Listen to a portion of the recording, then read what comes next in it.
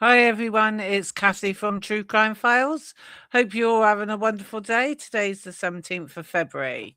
We're soon getting through February now, aren't we? Won't be long till spring's here. And the clocks change next month, which is really good because it's lighter in the evening. I just want to play this news item from News Nation. It's only a few minutes long, so hopefully I can't mess this one up as much as I did the last one. But we're all here for a giggle and a chuckle, aren't we? So here we go. I'll just play it for you.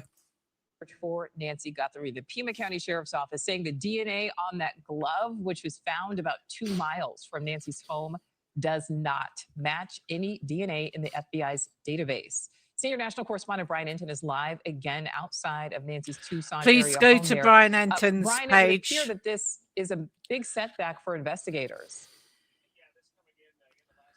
Yeah, this is not the news that we were hoping for, Nicole. We just got this update from the Pima County Sheriff, and he is saying that the DNA that was tested from the glove that was located 2 miles away from here, and really all DNA that they have tested so far with this case, has not come back with a match in the CODIS database. And CODIS is, of course, the FBI database that has an enormous amount of DNA in it, mostly connected to known criminals. And the hope was perhaps something would come back with a match. But again, just getting word from the sheriff, no match when it comes to the DNA on the glove. And they say no matches when it comes to any of the evidence in this investigation. There's a few other, I just want to look through this because we just got this new information from the sheriff.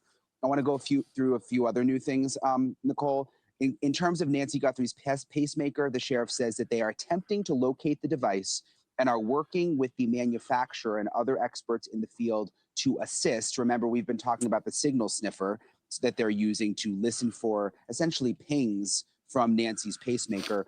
Also, they say that investigators are working with Walmart management to identify and isolate the individual who purchased the backpack. Remember, we know the backpack came from Walmart.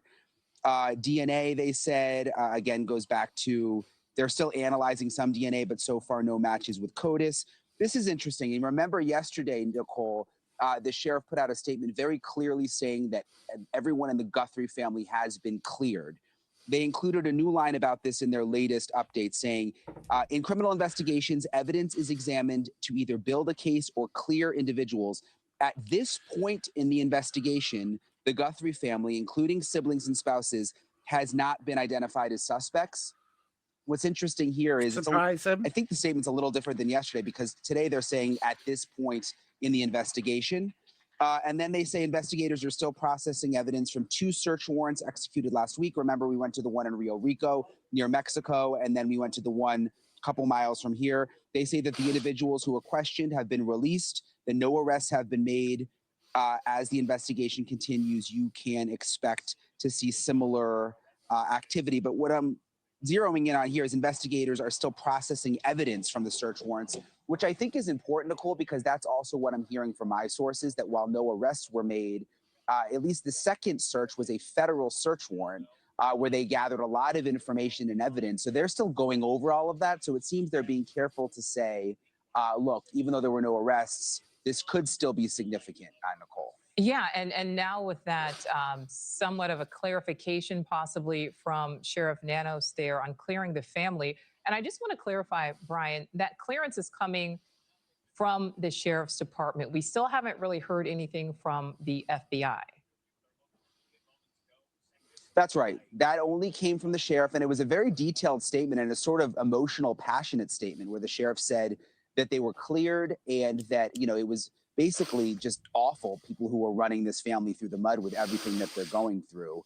And again, today, a similar sentiment, but the part that I zeroed in on just was that it said at this point in the investigation, the Guthrie family has not been identified as suspects, where I don't think that at this point in the investigation, I need to go back and look, but I don't believe that that was included in yesterday's statement. And I know I ask you this every day, Brian, but as of right now, there is no scheduled press conference, no update, no, mass update for the media. No, and they made that clear also. Currently, no press briefings. And it seems like they don't really have any good news at this point. I mean, we were all sort of hanging, waiting for this possible CODIS match with the glove.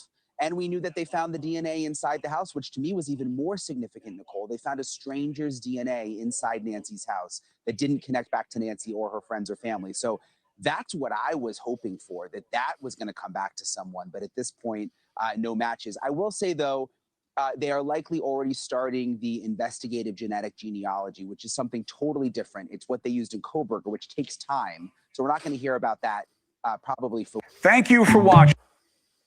Right, so there we go. As you can see, DNA wasn't found. There's still no updates, and there's still no press conference given by the FBI or the sheriff. So it's what, 16, 17 days now since she's been missing. Well, these are my own opinions. I know everyone has their own opinions.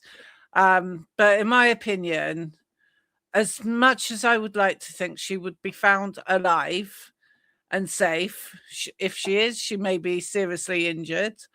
But personally, I can't see her being alive after all this time.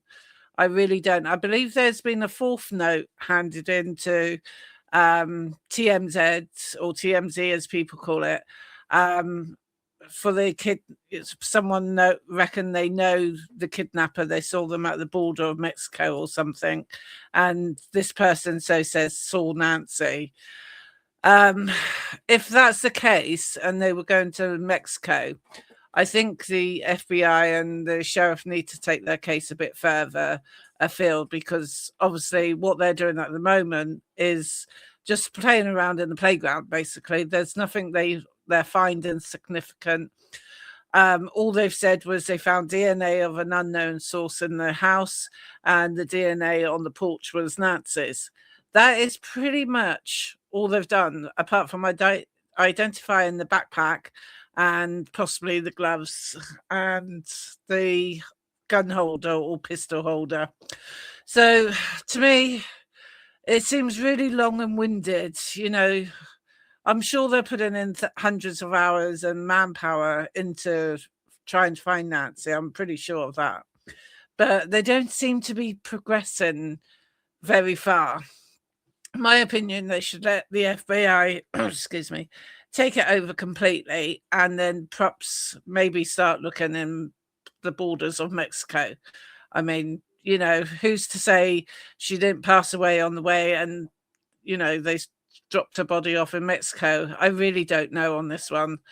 I've seen many crime stories and seen, you know, where people go missing and then they're found.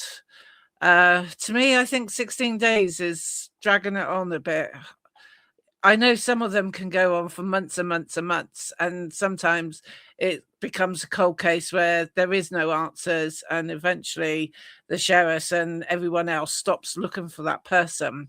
And I really hope that doesn't happen in this case, because I would like some good news for Savannah's family, or if it's not good news, the sad news, and you know, at least they would have a body to bury and, you know, say their goodbyes to. But anyway, if you could click like and can't get my teeth in. If you can click like and subscribe, I'd really appreciate that. That will really help me. My first goal is 100 subscribers. I think at the moment I've got 7. So I'm really clutching at straws here. I know my recordings are not brilliant at the moment, but the more I learn this, the better I will get and the more professional I will seem. Yeah, so also shout out to Brian Entim. He's got a really good YouTube channel, so you really need to go over there and watch a lot of his stuff. Right, I'm out now, so I will see you in the next one. Bye.